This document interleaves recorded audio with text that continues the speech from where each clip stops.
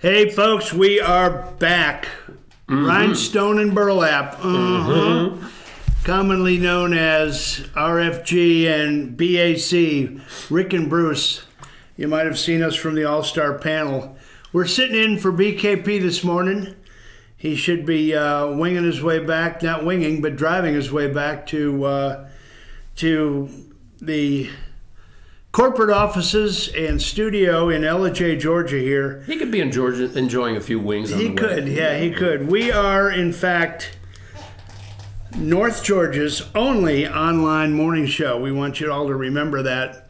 You can get in touch with us by show phone, 706-889-9700, chief@fetchyournews.com, on Facebook at Fetch Your News, FYN-TV, or Team FYN Sports. Before the break, we were talking a little bit about Paul Ryan and his lame duck status. Why don't we move into probably what everybody's going to be talking about around the water cooler today, and that's the... Or maybe not. Or maybe not, yeah. Or maybe not. Talking about the first of many, I think, interviews that Comey did with George Stephanopoulos on 2020. Don't want to give them too much credit, but I was on an airplane, as I said earlier, coming back from California, and did not get to see it firsthand. I've read a couple of clips.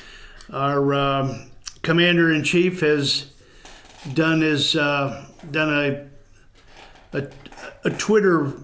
He was all a Twitter. Let's put it that way. There's some of those that are more memorable than others that we'll talk about in a little while. But Bruce, you watched it, right? I did. Yes. And Bruce has taken some copious notes here. Give the folks out there, if they didn't see it, or if they did, maybe they'll give us a call. I know the switchboard's been probably lighting up in there. Well, the switchboard operator's standing by because we've just been so darn popular and just going to be in such demand. Talk about the overview a little bit. Well, in my take on it was a very rambling, self-serving, all about Jim Comey interview.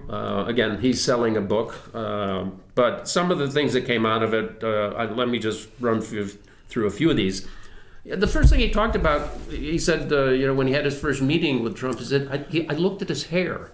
I looked at his hair. I looked at his hair. And it was coiffed. Coiffed. And, spell coiffed.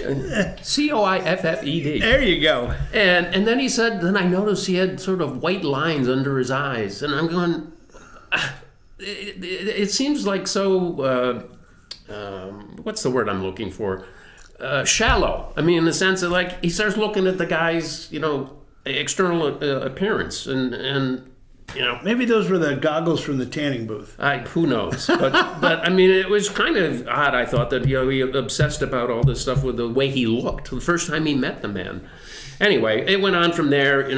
One of the big things he kept saying or intimating was that he didn't want it to be political, but it was. It was very political.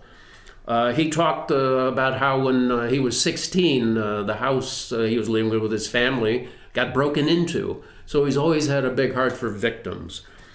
When he was 16 years old? 16 years old, yeah. Him and his brother, were there, I guess, when it got broken into. And, I don't think they weren't hurt or anything. But he said, it gave me a feeling for victims.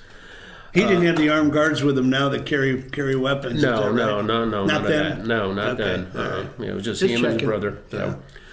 He admitted to his original sin was that the Hillary investigation wasn't handled well. He said he had a problem with Loretta Lynch, and he was very critical of Hillary's methods. He said the Obama Department of Justice did not protect Hillary. You can take that for what it's worth. Hillary's revelations, he said the whole thing that came out about what she did and didn't do, he said was a clear double standard compared to other things. So Attorney General. He got into the Attorney General's doing what they were doing with the FBI, and he said he disagreed with some of the things that the AGs were doing. He said the FBI basically is a group of a large number of flawed humans trying to do their best. So, he's just sort of covering himself up in this, and it just rambled on and on along these lines. Did they talk about the tarmac incident at all? Not very much. Did that come up with Loretta Lynch and President Clinton talking about their grandkids? Well, he did say that he had a problem with Loretta Lynch. I mean, he didn't really go into too much detail, and Stephanopoulos didn't press. I guess there's something to be said for that later on. He did then go into this, kind of odd talk about.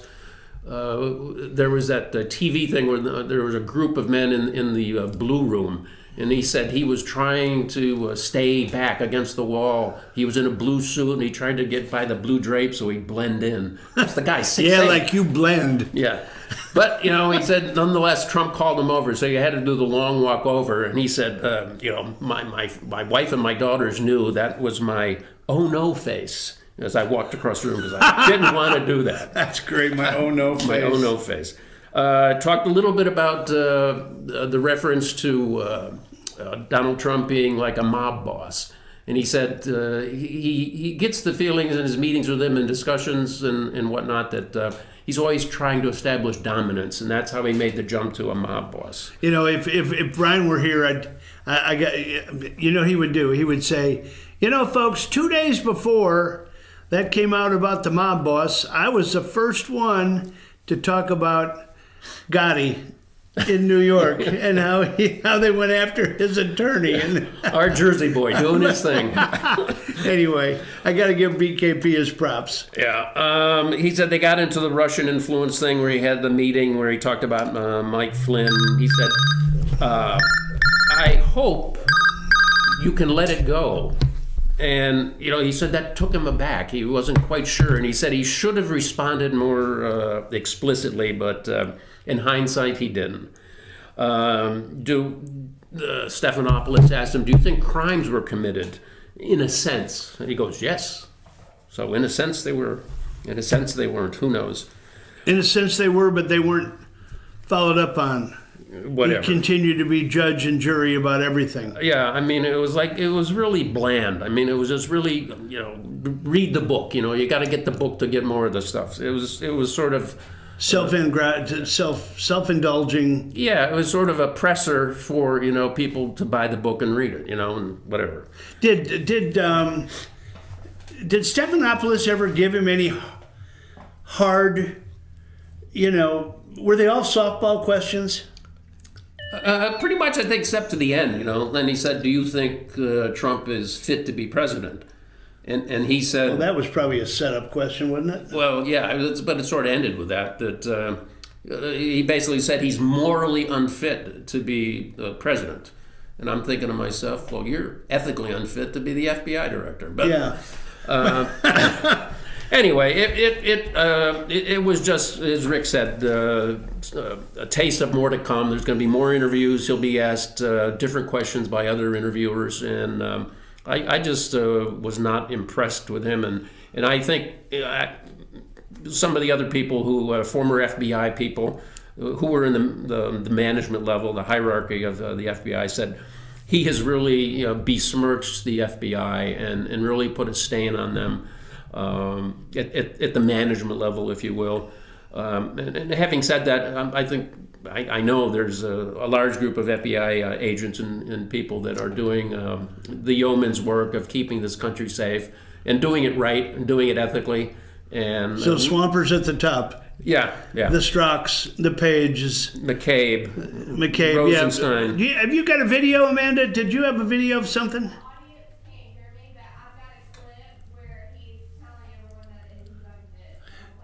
Yeah, I think we've got that unfit clip from the show. Let's go ahead and put that up there if we can, Amanda. That talk about see what Bruce was talking about the end of the show. Was President Trump obstructing justice? Possibly. I mean, it's certainly some evidence of obstruction of justice. James Comey is getting personal with his attacks on the president. I don't think he's medically unfit to be president. I think he's morally unfit to be president. As for claims he helped Donald Trump win the White House, Comey hopes that's not the case. A whole lot of me was thinking, oh my God, did we have some role in this? Comey recalls his encounter with the president where they discussed the Russian dossier and its unverified claims. And he interrupted, started talking about it. Do I look like a guy who needs hookers? The president fired off a string of preemptive tweets this morning, including one that read, quote, "Slippery James Comey, a man who always ends up badly and out of whack, he is not smart, will go down as the worst FBI director in history by far." Press Secretary Sarah Huckabee Sanders also attacked Comey again today. Look, it's been very clear that James Comey is a self-admitted leaker. He lied to Congress. He's been inconsistent. What did he lie to Congress? But Comey maintains he has always been honest. Can you assure people that the Obama Justice Department was not protecting Hillary Clinton? Yes. The FBI drove this investigation, and we did it in a competent and independent way. I would bet my life on that. Comey admitted that he did not tell the president his opponents funded that Russian dossier. He said he did not think that information was Folks, that was the end of the interview with George Stephanopoulos and James Comey talking about our president. I'd kind of like to refer to him as one of the heads of the Hydra. The other two being Mueller and McCabe. Those three guys are a prime example, in my opinion, of the deep state. Those are the message boys of the deep state, trying to bring down the President of the United States. It's just so self-evident, and Trump is not going to take it. He doesn't take a punch well. He's a counterpuncher. He hits back. He's going to tweet like crazy, and there were a couple of tweets that he put out there, which I think, we've got, we have that second tweet, Amanda, that Trump put up. It's up there now, and I probably can't read that, but let's see if I... The tweet reads, "Unbelievably, James Comey states that polls where crooked Hillary was leading were a factor in the handedly stupid of the Clinton email probe. In other words, he was making decisions based on the fact that he thought she was going to win, and he wanted a job." Slimeball. Slimeball, yeah, Slimeball. That was the one I was referring to. I mean, there was no question in anybody's mind when he came out with that presser. What was it, a week before the election or 10 days before 11 days before the election? Yeah. My goodness, I mean, I was sitting on the edge of my chair waiting for her to do the perp walk. Mm-hmm. And then all of a sudden at the end he said, "However, there's not an attorney in the land that would try to press these charges." So Trump is right again. I mean, he nails it. He comes out and he says, "I thought she was going to be president." Comey that is. "I thought she was going to be president, so I'm covering my keister because I want to keep my job." Keister? Keister? Mm-hmm. Yeah, me. Any other things that come to mind about the... Well, the one other thing, sort of following that point, he said his wife and 4 daughters were so distraught that Hillary lost. They were out in the Women's March the day after the inauguration. So you can sort of tell where the whole family's coming from. And what you were saying before about the Hydra, I mean, it's a cabal of Hydras, if you will, because don't forget, the other guys that were there before, Brennan, Clapper, I mean, those guys that get proven to be liars, and they're on all the mass media shows. And now. they've proven to be liars under oath in some of these Senate subcommittee investigations. Yes, and they're scot-free. Nothing ever happens to them. Yeah. And they become talking heads on CNN and MSNBC and all the other shows. Lou Dobbs. You ever listen to Lou? Lou's the brightest guy going.